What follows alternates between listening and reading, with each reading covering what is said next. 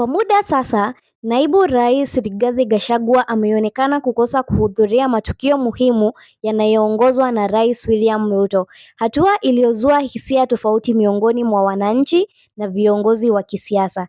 Kutokuwepo kwa Gachagua kumlaki rais aliporejea kutoka ziara ya kiserikali nchini Marekani kulizua maswali mengi kuhusu hali ya uhusiano wao.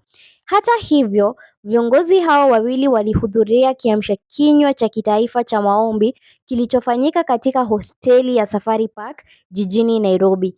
Tukio hili lilikuwa ni mara ya kwanza kwa muda mrefu viongozi hao kuonekana hadharani pamoja, hali iliyowavutia waandishi wa habari na wananchi kwa ujumla. Rais na naibu wake pamoja na wake zao walifika katika hoteli hiyo dakika chache kabla ya saa 8 asubuhi. Tetesi za mzozo kati ya Rais Ruto na naibu wake Rigathi Gachagua zimekuwa zikisambaa, huku washirika wa karibu wakidokeza uwezekano wa mgawanyiko ndani ya muungano wao wa Kenya Kwanza. Akizungumza katika kaunti ya Uasin Gishu hivi karibuni, Rigathi Gachagua aliwakashifu washirika wa karibu wa Ruto, akidai wanahujumu mamlaka yake katika eneo la Mlima Kenya. Afisi ya Gachagua imekanusha vikali ripoti kwamba anatazamia kuunda vazi jipya la kisiasa nje ya chama tawala cha UDA. Mnamo jana, gazeti la Daily Nation liliripoti kuhusu azimio la Gachagua kubuni njia yake ya kisiasa nje ya UDA kutokana na migawanyiko ndani ya chama hicho. Kulingana na ripoti hiyo, Gachagua amekuwa katika mazungumzo na The New Democrats kwa ushirikiano wa kisiasa na uwezekano wa kujiondoa UDA.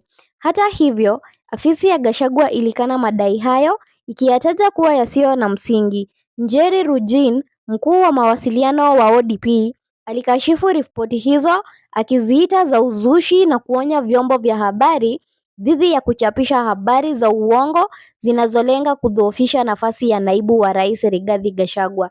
Hii inakuja siku moja baada ya gavana wa Nairobi Johnson Sakaja kumkabidhi naibu rais Gachagua kwa madai ya uonevu. Akizungumza katika ukumbi wa Bomas of Kenya, Sakaja alidai kuwa Gachagua amekuwa akihujumu uongozi wake katika kaunti ya jiji la Nairobi.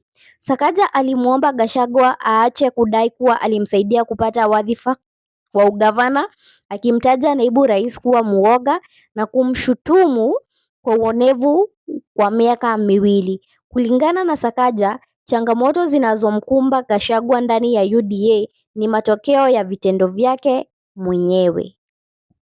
Unajua hawezi kuwa wewe unanyanyasa watu, you've bullied people for 2 years. Unatajwa wiki moja unalia. For 2 years. Unabuli kila mtu, hii county ndo huyo. Hii county ndo huyo. Unatajwa wiki moja unazama, unalia. You know bullies are the biggest cowards. Do you know that? Bullies are the maka unaenda sijui kwa msitu, sijui wapi. Let me tell you, if you want respect, respect other leaders. Respect other leaders. And if you don't respect those leaders, respect the people who put them there. Si ndio hiyo?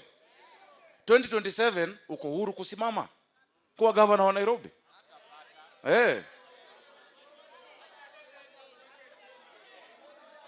Niseme ama nisiseme? Niseme ama nisiseme?